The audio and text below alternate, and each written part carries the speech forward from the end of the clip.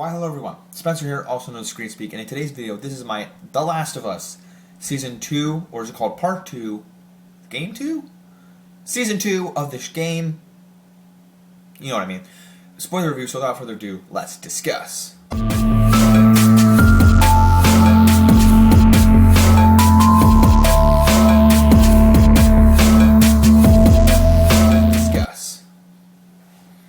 Alright guys, so as I just said, this is the show The Last of Us, but it's Season 2, which is like the first part of Game 2. I don't know what it is.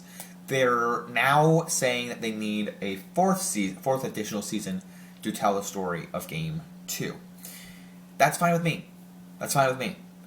I have not talked about this season yet. I've been waiting so long, and actually my brain, just bear with me here. So I just literally watched Mission Impossible: The Final Reckoning, and I just made my review for that.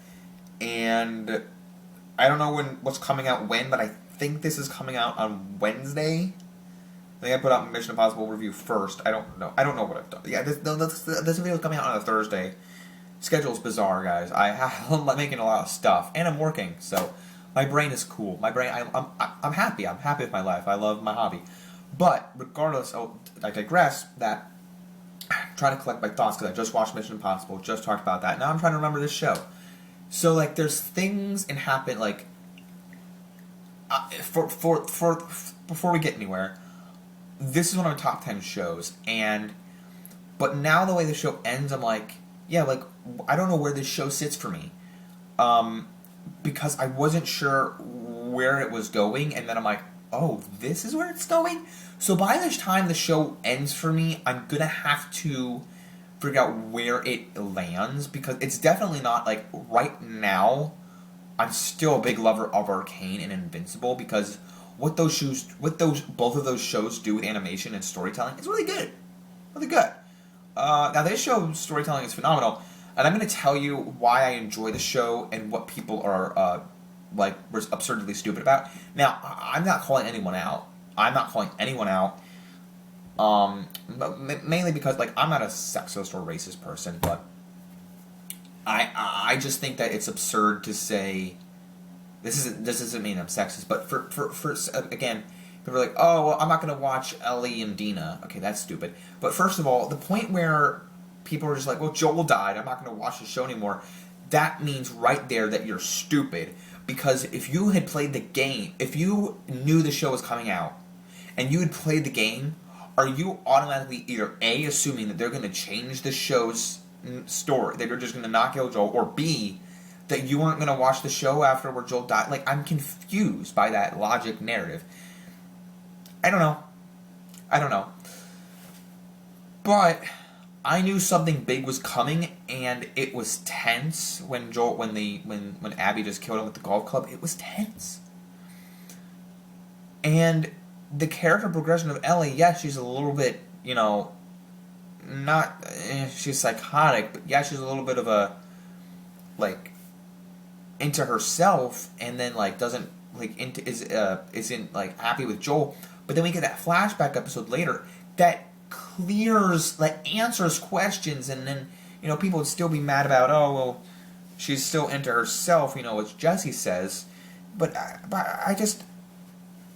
I love this show. I love what they're going for, and I'm kind of fast forwarding all over.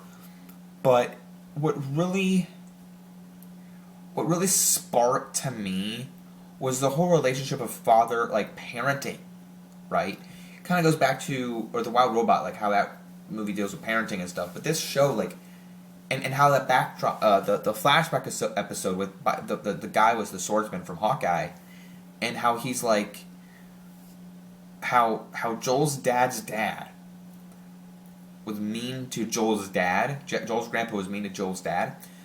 And Joel's dad was the swordsman guy was I don't want to hurt you, and don't do that with your kids. And then so when Joel was talking to Ellie, or when Ellie was talking to Joel, she says the same thing Joel's dad said, that I hope that we can, I don't know if I can forgive you, but I'd like to try, or whatever.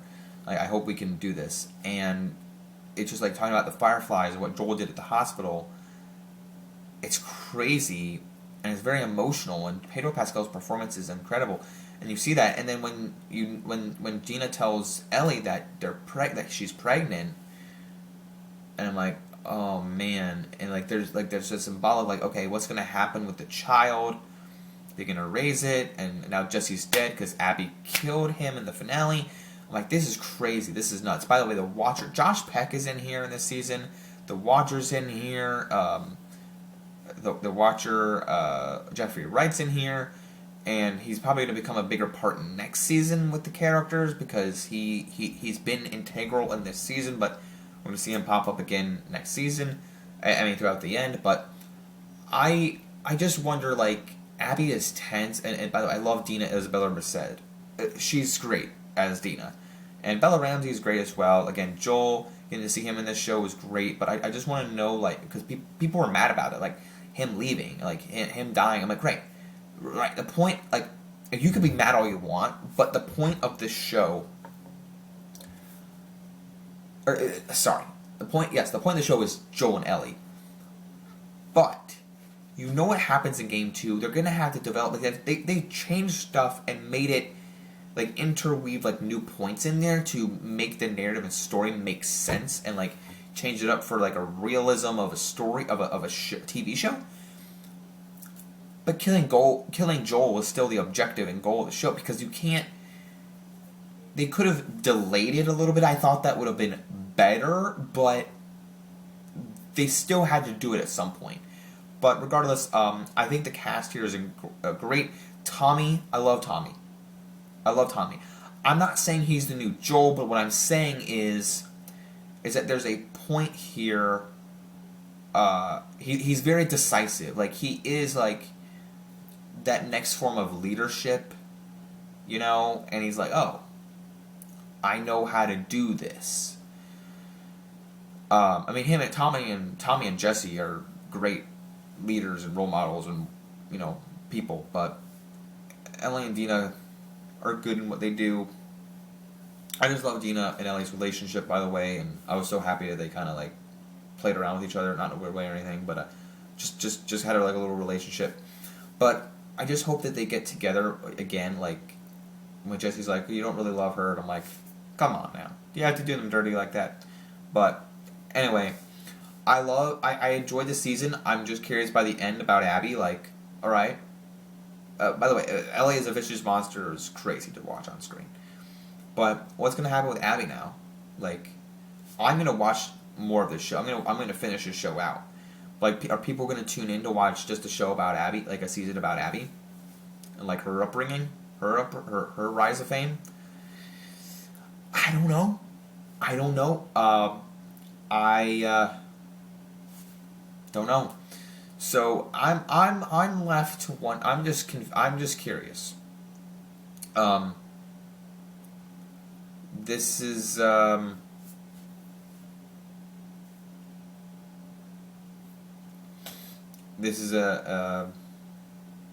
sitting here pondering. The finale was fun. I'm just okay, the cliffhanger. I was expecting more. The cliffhanger of a bang bang, of boom. Did Dina step in and shoot? I don't know. But by the way, the one girl who was helping out Mel, who was helping out Abby and Abby's crew, was Gertrude, the purple-haired girl with the glasses with the dinosaur in Runaways, Marvel's Runaways. So that was cool. See her in here. And Danny Ramirez, who is the new Falcon in Marvel, was in this show as well. Is in this season as well. But beyond that, guys, I don't know. I don't know what was the first season was. Probably a 10 out of 10. This season is probably an 8 out of 10 for me. I enjoyed it. I enjoyed watching it a lot. I'm not going to downgrade this show and the season at all. I enjoyed watching it from night to night, from week to week, and I actually enjoyed this season more than I did with the House of the Dragon, because House of the Dragon, I'm really, I don't know. I like House of the Dragon, but I was come on, give me what I want. I never got what I wanted in House of the Dragon season 2. I got a lot, Ellie telling Dina that she's not immune, the bites and stuff. There's a lot of good infected stuff in this season. Episode 2 was phenomenal. With the Joel killing. There's that big infected scene, and I was oh my god, this is tense. it was tense. Like, the whole episode was tense, and they had the infected in Seattle and all that stuff. And I was like, I love it.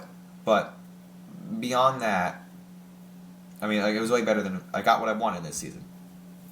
I just hope they continue that. And I hope they don't leave me hanging like, okay, oh, this show's not all about Abby now. I hope it's better. I hope it still continues to keep that A game. So, yeah, we're gonna have to see what House of Dragon can deliver on that. But I enjoyed this season. That's what I'm giving it, 8 out of 10. So don't wait till you let me know what you thought of this season of The Last of Us down in the comment section below. If you did enjoy it, that's great. If you didn't, I'm probably sure I already know why. But don't forget to leave a like, subscribe, follow me where you can on social media, and as always, don't forget to like, subscribe, follow me. Don't forget to keep calm, watch the screen. Peace out, everyone. Bye.